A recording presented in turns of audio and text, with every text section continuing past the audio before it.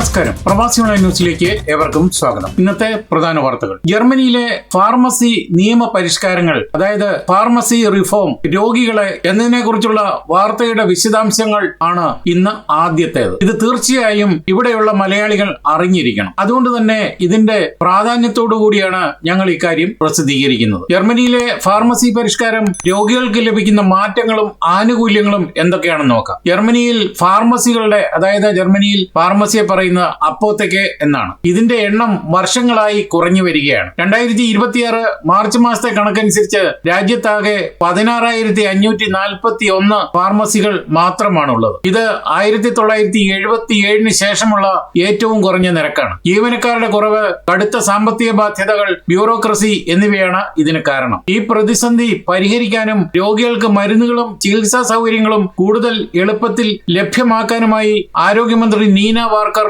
മുന്നോട്ട് വെച്ച ഫാർമസി പരിഷ്കരണ ബിൽ വെള്ളിയാഴ്ച, അതായത് മെയ് 22-ന് ബുണ്ടസ്റ്റാഗ് ജർമ്മൻ പാർലമെന്റ് പാസാക്കി. ഈ പരിഷ്കാരം വഴി രോഗികൾക്ക് ഡോക്ടറെ കാണാൻ പോകുന്ന സമയം ലാഭിക്കാം. ഫാർമസികളിൽ ഇനി മുതൽ ലഭ്യമാകുന്ന പ്രധാന സേവനങ്ങളാണ് ഇനി പറയുന്നത്. പ്രതിരോധ ചികിത്സകൾ, അതായത് പ്രിവെന്റേറ്റീവ് മെഡിസിൻ, ഹൃദയ സംബന്ധമായ അസുഖങ്ങൾ, അതായത് കാർഡിയോ വാസ്കുലർ ഡിസീസസ്, പ്രമേഹം അല്ലെങ്കിൽ ഡയബറ്റീസ്, പുകവലി നിർത്തൽ എന്നിവയുമായി ബന്ധപ്പെട്ട പ്രാഥമിക പരിശോധനകളും പ്രതിരോധ നിർദ്ദേശങ്ങളും ഇനി ഫാർമസികളിൽ നിന്ന് നേരിട്ട് ലഭിക്കും. കൂടുതൽ വാക്സിനേഷനുകൾ, അതായത് നിലവിൽ ഫ്ലൂ, കോവിഡ് വാക്സിനുകൾ ഫാർമസികളിൽ നിന്ന് ലഭിക്കാറുണ്ടായിരുന്നു. എന്നാൽ പുതിയ നിയമപ്രകാരം ജീവനുള്ള വൈറസുകൾ ഇല്ലാത്ത എല്ലാത്തരം ഇനാക്ടിവേറ്റഡ് വാക്സിനുകളും ഫാർമസികളിൽ നിന്ന് എടുക്കാം. ഉദാഹരണത്തിന് ടെറ്റനസ്, ഉണ്ണികൾ വഴി പകരുന്ന TBE എന്നിവയ്ക്കുള്ള വാക്സിനുകൾ ഇനി ഫാർമസികളിൽ ലഭ്യമാകും. അടുത്തത് ദ്രുത പരിശോധനകളാണ്. റാപ്പിഡ് ടെസ്റ്റുകൾ. ഇൻഫ്ലുവൻസ, നോറോവൈറസ്, റോട്ട വൈറസ് തുടങ്ങിയ രോഗങ്ങൾക്കുള്ള റാപ്പിഡ് ടെസ്റ്റുകൾ രോഗികൾക്ക് സ്വന്തം ചെലവിൽ ഫാർമസികളിൽ നിന്ന് ചെയ്തെടുക്കാം. അടുത്തത് ഡോക്ടറുടെ കുറിപ്പടി ഇല്ലാതെ തന്നെ മരുന്ന് വാങ്ങാം എന്നുള്ള ഒരു പ്രത്യേകതയാണ്. നിലവിൽ ഡോക്ടറുടെ കുറിപ്പില്ലാതെ ഒരു മരുന്നും ജർമ്മനിയിൽ വാങ്ങാൻ പറ്റില്ല എന്നാണ് നിയമം. ഇനിയും ഭാവിയിൽ ചില പ്രത്യേക സാഹചര്യങ്ങളിൽ പുതിയ നിയമം അനുസരിച്ച് ഡോക്ടറുടെ പുതിയ പ്രിസ്ക്രിപ്ഷൻ ഇല്ലെങ്കിലും രോഗികൾക്ക് മരുന്ന് നൽകാൻ ഫാർമസികൾക്ക് അനുവാദമുണ്ടാകും. കുറിപ്പടി ഇല്ലാതെ മരുന്ന് കഴിക്കാം. ചില സന്ദർഭങ്ങളിൽ കുറിപ്പടി ഇല്ലാതെ പോലും രോഗികൾക്ക് കുറിപ്പടി ഇല്ലാതെ മരുന്ന് ലഭിക്കും. വിട്ടുമാറാത്ത രോഗബാധിതരായ രോഗികൾക്ക് ഇനി പറയുന്നവയാണ് ബാധകം. കുറഞ്ഞത് 3 പാദങ്ങളിലെങ്കിലും തുടർച്ചയായി മരുന്ന് കഴിക്കുന്ന ഏതൊരാൾക്കും ഫാർമസിയിൽ നിന്ന് നേരിട്ട് ലഭ്യമായ ഏറ്റവും ചെറിയ പാക്കേജ് ഒറ്റത്തവണയായി ലഭിക്കണം. ഇലക്ട്രോണിക് പേഷ്യന്റ് ഡോക്യുമെന്റിൽ നിന്നുള്ള ഡാറ്റ തെളിവായി വർത്തിക്കണം. നിയമത്തിലേക്കുള്ള വിശദീകരണ മെമ്മോറാണ്ടം അനുസരിച്ച് മരുന്ന് പദ്ധതികൾ, ഡോക്ടറുടെ കത്തുകൾ അല്ലെങ്കിൽ ഒരു ഫാർമസിയുടെ ഉപഭോക്തൃ സംവിധാനത്തിൽ നിന്നുള്ള ഡാറ്റ എന്നിവയും സ്വീകാര്യമായിരിക്കും. തുടർന്ന് രോഗികൾ സ്വയം മരുന്നിന് പണം നൽകണം എന്ന ഒരു പ്രത്യേകത കൂടി ഉണ്ട്. ഇനിയും തുടർച്ചയായ ചികിത്സയ്ക്ക് രോഗികൾ ദീർഘകാലമായി കഴിക്കുന്ന മരുന്നുകൾ അവരുടെ ചികിത്സ മുടങ്ങാതിരിക്കാൻ ഒരു തവണത്തേക്ക് ഡോക്ടറുടെ കുറിപ്പടി ഇല്ലാതെ തന്നെ നൽകാം എന്ന് പുതിയ നിയമം പറയുന്നുണ്ട്. എന്നാൽ ഇതിന്റെ പണം രോഗി സ്വന്തമായി നൽകേണ്ടി വരും. ചെറിയ അസുഖങ്ങൾക്ക്, സങ്കീർണമല്ലാത്ത ചില പെട്ടെന്നുണ്ടാകുന്ന അസുഖങ്ങൾക്കും ഡോക്ടറുടെ കുറിപ്പടി ഇല്ലാതെ മരുന്ന് നൽകാം. എന്നാൽ ഏതൊക്കെ മരുന്നുകൾ നൽകാമെന്ന് മന്ത്രാലയം പിന്നീടാണ് തീരുമാനിക്കുക. ഇത്രയും കാര്യങ്ങൾ ഒറ്റ വാക്കിൽ പറഞ്ഞാൽ, സങ്കീർണമല്ലാത്ത നിശ്ചിത രോഗങ്ങൾ മാത്രത്തിനും മരുന്ന് ലഭിക്കും. പക്ഷേ വ്യവസ്ഥാപരമായ ആന്റിബയോട്ടിക്കുകൾ, അതുപോലെ തന്നെ ദുരുപയോഗ സാധ്യത കൂടുതലുള്ള മരുന്നുകളും ലഭിക്കില്ല. ഇനി ഇതിനൊക്കെ വിലക്കുണ്ട്. വീര്യമേറിയ ആന്റിബയോട്ടിക്കുകൾ, അതായത് സിസ്റ്റമിക് ആന്റിബയോട്ടിക്സും ദുരുപയോഗം ചെയ്യാൻ സാധ്യതയുള്ള ലഹരി സ്വഭാവമുള്ള മരുന്നുകളും ഇതിൽ നിന്ന് കർശനമായി ഒഴിവാക്കിയിട്ടുണ്ട്. ഇനി പകരമുള്ള മരുന്നുകൾ നൽകൽ, അതായത് സബ്സ്റ്റിറ്റ്യൂഷൻ. ഡോക്ടർ കുറിച്ചു തന്ന കൃത്യമായ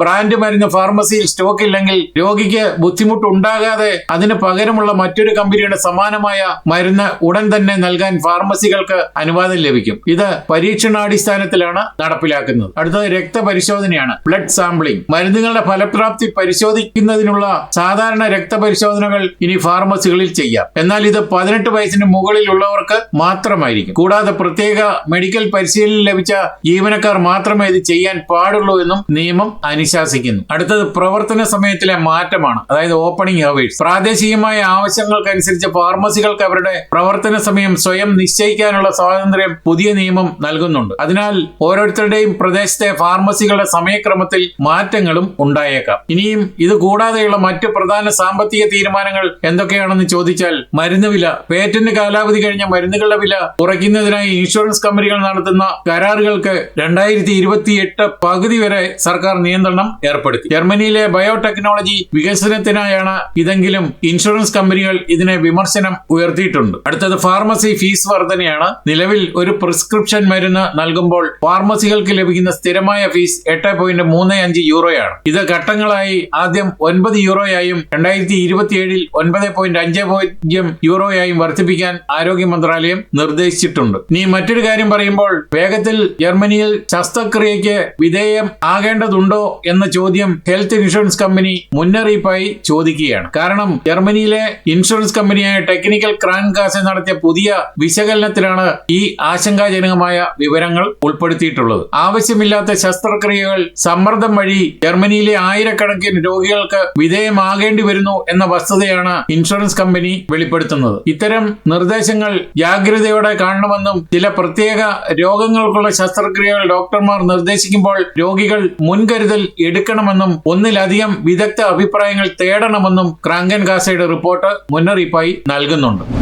അടുത്തത് കേരളത്തിലെ വാർത്തയാണ്. തിരുവഞ്ചൂർ രാധാകൃഷ്ണൻ പുതിയ നിയമസഭാ സ്പീക്കറായി തെരഞ്ഞെടുക്കപ്പെട്ടു. 16ാം കേരള നിയമസഭയുടെ പുതിയ സ്പീക്കറായി കോൺഗ്രസ് നേതാവ് തിരുവഞ്ചൂർ രാധാകൃഷ്ണനെ തെരഞ്ഞെടുത്തു. പ്രോടൈം സ്പീക്കർ ജി സുധാകരന്റെ നേതൃത്വത്തിലായിരുന്നു തെരഞ്ഞെടുപ്പ്. KSU പ്രസിഡന്റായി രാഷ്ട്രീയ ജീവിതം തുടങ്ങിയ അദ്ദേഹം ഉമ്മൻചാണ്ടിയുടെ വിശ്വസ്തനായിരുന്നു. അടൂരിൽ നിന്നും പിന്നീട് കോട്ടയത്ത് നിന്നും തുടർച്ചയായി നിയമസഭയിലെത്തി. ആഭ്യന്തരം, റവന്യൂ, വനം, സിനിമ തുടങ്ങി നിരവധി സുപ്രധാന വകുപ്പുകൾ കൈകാര്യം ചെയ്ത ദീർഘകാല ഭരണപരിചയവും ഉണ്ട്. ഭരണ പ്രതിപക്ഷ നിരകളിൽ ഒരുപോലെ വ്യക്തിബന്ധമുള്ള നേതാവാണ് അദ്ദേഹം. തരസമായ കോട്ടയം ശൈലിയിലുള്ള സംസാരവും തമാശ നിറഞ്ഞ നാവുപിഴകളും അദ്ദേഹത്തെ ജനപ്രിയനാക്കുന്നുണ്ട്. കലുഷിതമായ സഭാ അന്തരീക്ഷത്തെ ശാന്തമായി നയിക്കാനും പ്രതിപക്ഷത്തിന്റെ അവകാശങ്ങൾ സംരക്ഷിച്ചുകൊണ്ട് സഭാ നടപടികൾ സുഗമമായി മുന്നോട്ട് കൊണ്ടുപോകാനും അദ്ദേഹത്തിന്റെ പാർലമെന്ററി ചാതുര്യത്തിന് സാധിക്കുമെന്നാണ് UDF നേതൃത്വവും മുഖ്യമന്ത്രി VD സതീശനും വിലയിരുത്തുന്നത്.